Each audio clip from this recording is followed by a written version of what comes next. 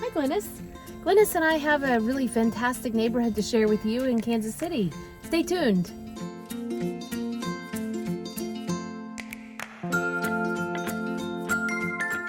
I'm Maura Coleman with ReeceNichols The Village.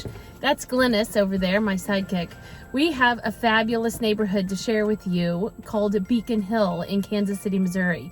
This neighborhood has so much history and has some exciting things happening with it. So let's go ahead and take a tour.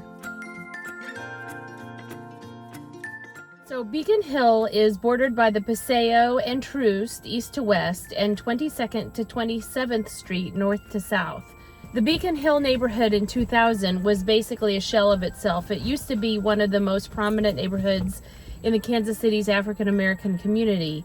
But at that time, it was mostly vacant lots and abandoned houses. It was in very terrible disrepair.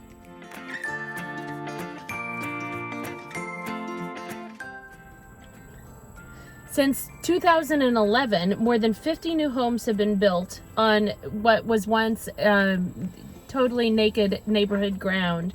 And in 2013, the construction of UMKC student housing at 24th and Troost, next to Hospital Hill, added 126 graduate and medical student apartments to the area.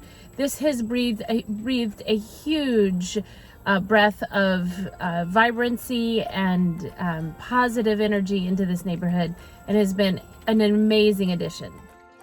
Ground was broken in 2018 on a new 90-room hotel with retail space near 23rd and Troost. And Millhouse Development is constructing 189 apartments with a retail component at 27th and Troost. These two projects alone are valued at more than $32 million. In the last 15 years, the city of Kansas City, Missouri has invested more than $20 million in the Beacon Hill neighborhood. And when existing projects are completed, the private sector investment will total more than $150 million. This is something that Kansas City really is proud of and should be proud of.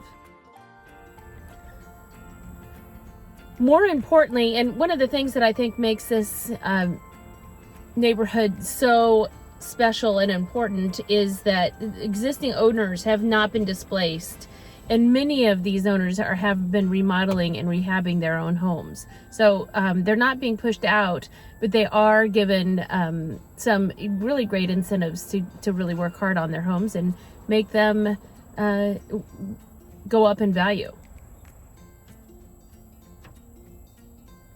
The entire project is a 353 redevelopment area, which means it has a 25-year tax abatement, which was 100% for the first 10 years and 50% for the next 15. I think depending on when the different homes were built, we're in the 13 to 15 year range. I could be wrong on that. That tax abatement is kind of confusing. So if you know the answer to that, please chime in the comments. I've got to say, the thing that I love about this neighborhood is the juxtaposition between old and new.